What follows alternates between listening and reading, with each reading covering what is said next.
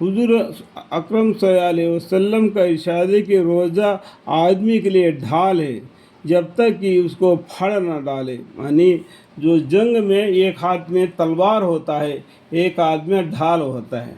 ढाल से क्या होता है, हमारी हिफाजत होती है। दूसरा आदमी हम पर हमला कर देता है तो उसकी तलवार हम पर ना लगने के लिए ढाल के इस्तेमाल करते हैं, जिससे हमें बच सके, अपनी तलवार से उसको घायल करे। ये जिहाद में अक्सर इनसे काम लिया जाता है। आजकल का जिहाद तो कुछ अलग ही है। हम हर रोज़ाना टीवी की खबरों में देखते हैं कि क्या तरीके से ये लोग एक दूसरे को नुकसान करने के पीछे पड़े हुए हैं। कि ढाल होने का मतलब ये है कि जैसे आदमी ढाल से अपनी हिफाजत करता है, इस तरह रोज़ा से भी अपने दुश्मन यानी शैतान से हिफाजत होती है। जैसा कि जंग में दुश्मन से हिफाजत के लिए ढाल की इस्तेमाल करते हैं, तो दुनिया में शैतान हम पर काबू ना करने के लिए हम भूखे प्यासे रहकर शैतान को दूर भगा देते हैं, अल्लाह की याद में मशगूल रहते। पेट भर कर खा लिया तो उसको कुछ नहीं मालूम हो जाता कि दुनिया किस तरीके से गुजर रही है। थोड़ा एक दो दिन भूखा प्यासा रहकर मालूम कर सकता है कि गरीब आदमी का जीना किस तरीके से है। ये मालूमात इंसान को होने के लिए, इंसान को समझ में आने के लिए अल्लाह ताला ने रोज़ा फ़र्ज़ फरमा दिया कि एक माह से भी 70 गुना ज़्यादा जो प्यार रखने वाला अल्लाह, अगर बंदा भूखा रह गया तो अल्लाह ताला को भी कुछ तकलीफ़ होगी। अगर बेटा नहीं खाना खा लिया तो माँ को कितना तकलीफ़ हो जाती है। अगर 70 गुना ज़्यादा सवाब रखने वाला अल्लाह को कितना दिल को ये हो जाता है। इस बात को ख्याल करो। रोज़ा हमारे लिए फ़ायदा की चीज़ है, इसलिए अल्लाह ताला ने रोज़ा में भूखे प्यासे रहकर अल्लाह की इबादत करना, कुरान शरीफ की तिलावत करना, ज़िक्र में मशगूल रहना, हमेशा अल्लाह अल्लाह करते रहना। ए अल्लाह मालिक परवरदिगार आलम हमारे गुनाहों खताओं को माफ़ फरमा, इस तरीके से दुआएं इस्तिग़फ़ार करते रहना। एक रिवायत में आया है कि रोज़ा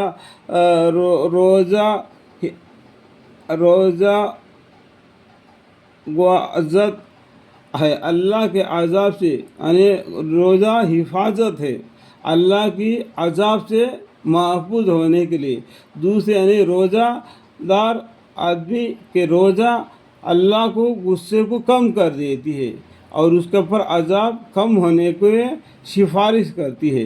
दूसरी रिवायत में है कि रोज़ा जहन्नम से हिफाजत करती है। जहन्नम क्या है, अल्लाह का गुस्सा, अल्लाह की नाराज़गी है, वो तो जहन्नम में चले जाएगा। इसलिए रोज़ेदार अल्लाह के नाराज़गी में, अल्लाह के गुस्से में ना आ जाता है। इससे जहन्नम से खलासी हो जाती है और जन्नत की बशारत हो जाती है। अल्लाह ताला के लुत्फ़ और करम है, हमारे गुनाहों को खताओं को माफ़ फरमाए। आपकी रहमत से हमारे लिए हमारे बीवी बच्चे, हमारे पूरे ख़ानदान वसीले को आपकी रहमत का साया अता फरमाए। एक रिवायत में मारिज हुआ है कि किसी ने अर्ज़ किया कि या रसूलुल्लाह सल्लल्लाहु अलैहि वसल्लम, अल्लाह रोज़ा किस चीज़ के से पेड़ इसमें फट जाता है, रोज़ा किस चीज़ से फट जाता है। आप सल्लल्लाहु अलैहि वसल्लम ने फरमाया कि झूठ और ग़ीबत से, उन दोनों रियातों में और इस तरह और भी मुतअद्दिद रिवायत में रोज़ा में इस किस्म के अमवार से बचने की ताकीद आई है। रोज़े में रोज़ा टूट जाना या रोज़ा फट जाना, उसका स्वाद कम हो जाना, ये किस में हो जाता है, ग़ीबत से, झूठ बोलने से। ये रोज़ा में फ़र्क आ जाता है। और रोज़ा का गोया जाया कर देना, रोज़े की तरह नहीं रखना। तो रोज़ेदार है, भूखा रह गया तो सब्र करना। लोगों को बोलते नहीं फिरना कि मुझे प्यास लग रही है, मुझे भूख लग रही है, मुझे प्यास लग रही है, मुझे भूख लग रही है। बस इसी तरीके से बकते जाना कि रोज़ जो दूसरे को बोलने से क्या मतलब है। उसका सब्र करना, ये महीना सब्र का है, सब्र का बदला जन्नत है, मालूम है ना। इसको करार दिया है कि हमारे इस ہمارے زمانے میں روزہ کے کاٹنے کے لیے مشغول اس کو قرار دیا جاتا ہے کہ وہی تباہی میری تیری باتیں شروع کر دی جائے۔ بعض علماء نے نزدیک جھوٹ اور غیبت روزہ ٹوٹ جاتا ہے۔ یہ دونوں چیزیں ان حضرات کے نزدیک ایسی ہے جیسے کھانا پینا وغیرہ سب روزہ کو توڑنے والی اشیاء ہے۔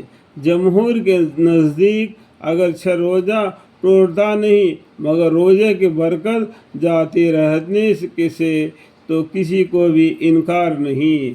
اگر روزے دار ہے، بھوکا پیاسا ہے تو دوسرے کو غیبت کرنا، دوسرے کے باتوں کو بولتے رہنا اور جھوٹ بولنا اور دنیا کے طرف مائل ہونا، ہمیشہ میں روزہ رکھا ہوں، مجھے بھوک لگ رہا ہے، مجھے پانی کی ضرورت ہے، اس طریقے سے بولتے رہنا کہ یہ غلط بات ہے۔